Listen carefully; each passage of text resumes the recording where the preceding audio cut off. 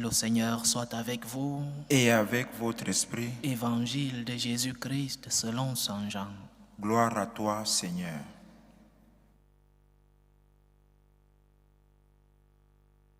En ce temps-là, Jésus disait à ses disciples, « Amen, amen, je vous le dis, vous allez pleurer et vous lamenter, tandis que le monde se réjouira. Vous serez dans la peine, mais votre peine se changera en joie. La femme qui enfante est dans la peine parce que son heure est arrivée. Mais quand l'enfant est né, elle ne se souvient plus de sa souffrance, toute heureuse qu'un être humain soit venu au monde. Vous aussi, maintenant, vous êtes dans la peine, mais je vous reverrai et votre cœur se réjouira. Et votre joie, personne ne vous l'enlèvera.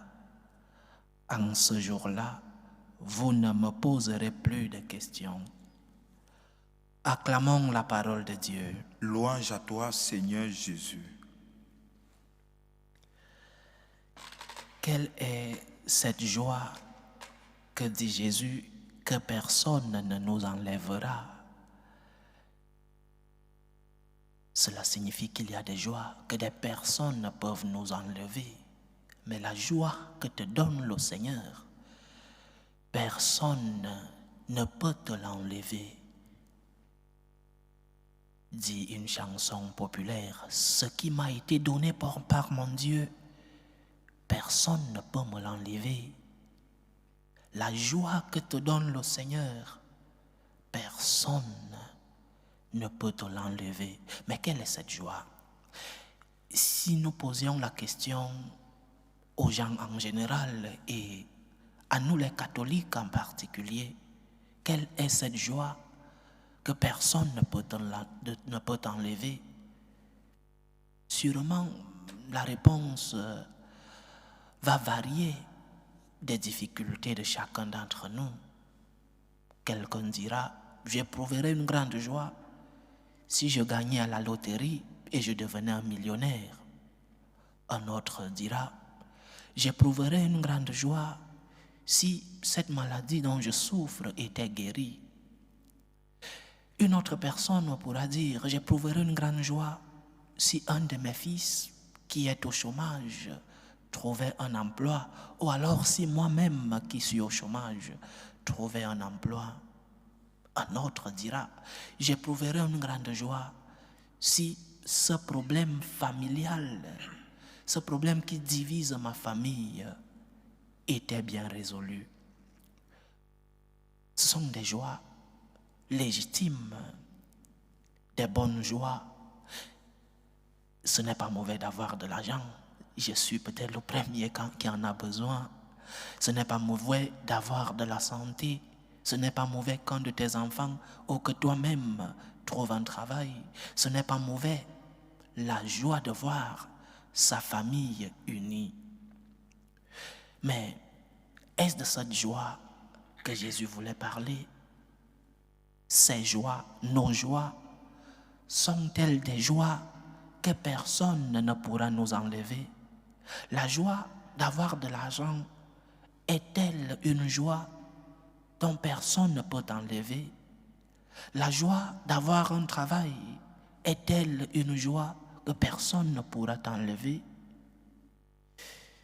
L'argent passe, la santé passe, la mort vient, elle nous sépare des nôtres.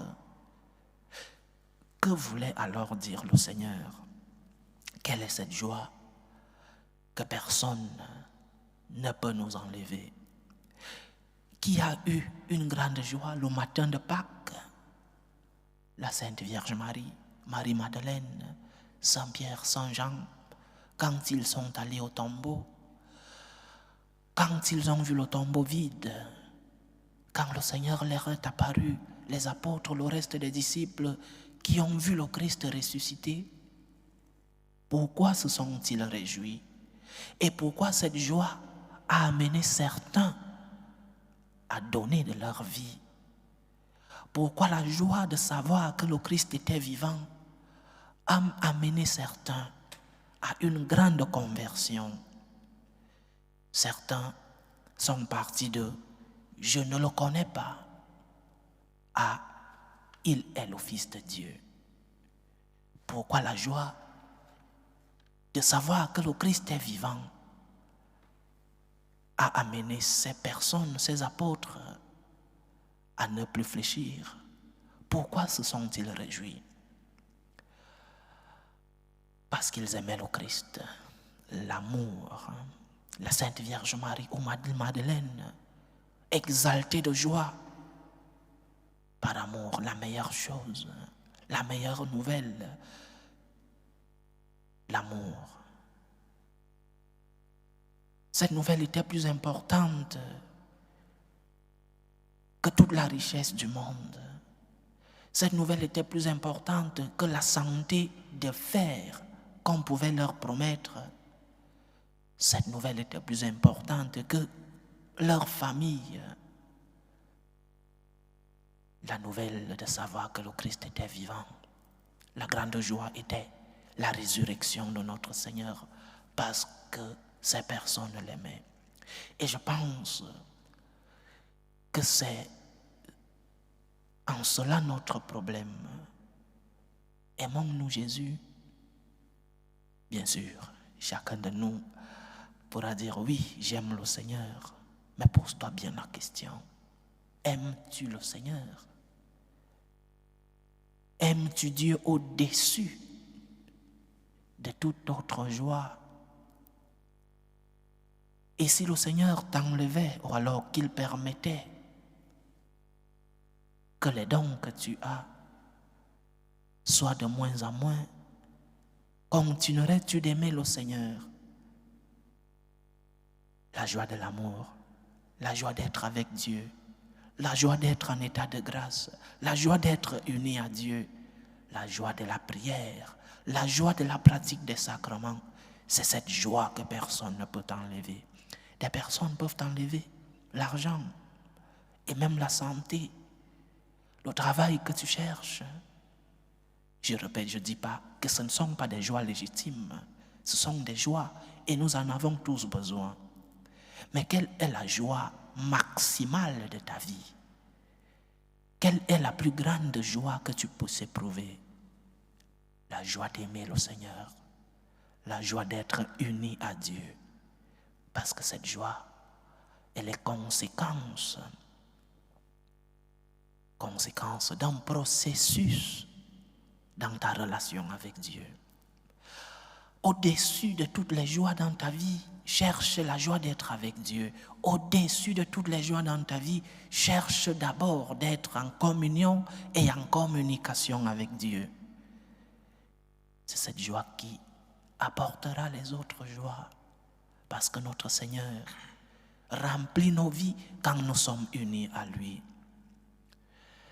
Nous ne méritons pas peut-être l'amour de Dieu parce que nous sommes faibles.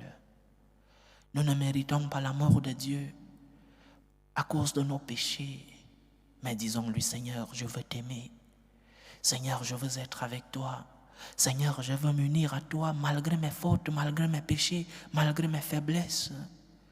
Seigneur, je veux être avec toi. Je veux éprouver la joie qu'ont éprouvé ceux-là qui t'ont vu ressusciter. Je veux t'aimer, Seigneur, de toutes mes forces. Parce que les joies de ce monde passent. Parce que les joies de ce monde sont des joies momentanées. Mais la joie d'être avec toi est une joie éternelle et personne ne pourra m'enlever. Aide-moi, Seigneur, à t'aimer. Malgré mes faiblesses, Seigneur, aide-moi à apprendre à t'aimer. Aide-moi, remplis mon cœur de ton amour pour que je puisse éprouver la joie qu'ont éprouvé les saints, la joie des apôtres, la joie de notre mère, la Sainte Vierge Marie, quand elle a su que tu étais vivant. Que le Seigneur remplisse nos cœurs de joie, ces joies que personne ne peut nous enlever. Que le Seigneur nous aide à l'aimer de toutes nos forces. Que le Seigneur remplisse nos cœurs et nos maisons de son amour et qu'il veille sur nous pour que personne ne nous enlève les joies du monde, que personne ne puisse nous enlever la joie d'être avec lui, parce que cette joie est éternelle. Je veux t'aimer, Seigneur. Enseigne-moi à t'aimer. Loué soit Jésus-Christ. À jamais.